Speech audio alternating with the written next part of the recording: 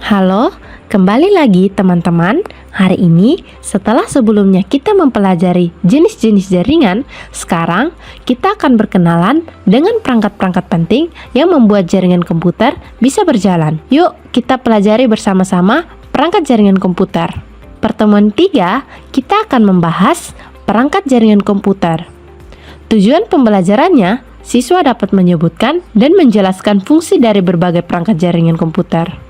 Untuk membangun jaringan komputer, kita memerlukan sejumlah perangkat keras yang disebut perangkat jaringan. Perangkat-perangkat ini memiliki fungsi masing-masing untuk memastikan komunikasi data berjalan lancar. Yuk, kita bahas satu persatu. Router adalah perangkat yang berfungsi untuk menghubungkan dua atau lebih jaringan seperti LAN ke internet. Router bekerja dengan cara meneruskan data antara jaringan berdasarkan alamat IP. Contoh, penggunaannya adalah ketika kamu menggunakan Wi-Fi di rumah, router yang akan membagikan koneksi internet ke beberapa perangkatmu. Switch. Switch adalah perangkat yang digunakan untuk menghubungkan beberapa perangkat dalam satu jaringan lokal. Berbeda dengan hub, switch lebih cerdas karena mampu mengenali alamat mesh setiap perangkat dan mengirimkan data hanya ke tujuan yang tepat. Penggunaan switch sangat umum di kantor dan laboratorium komputer di mana banyak perangkat perlu terhubung dalam satu jaringan lokal. Modem adalah perangkat yang mengubah sinyal digital dari komputer menjadi sinyal analog untuk dikirimkan melalui saluran telepon atau kabel dan sebaliknya.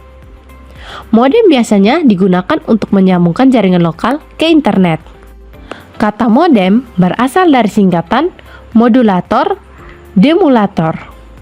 Access point digunakan dalam jaringan nirkabel atau Wi-Fi. Up berfungsi sebagai pemancar sinyal yang memungkinkan perangkat seperti laptop atau smartphone untuk terhubung ke jaringan tanpa kabel. Biasanya, up terhubung ke switch atau router agar bisa menyebarkan koneksi ke area tertentu. Niche atau disebut Network Interface Card adalah perangkat keras yang ada di setiap komputer atau laptop agar dapat terhubung ke jaringan.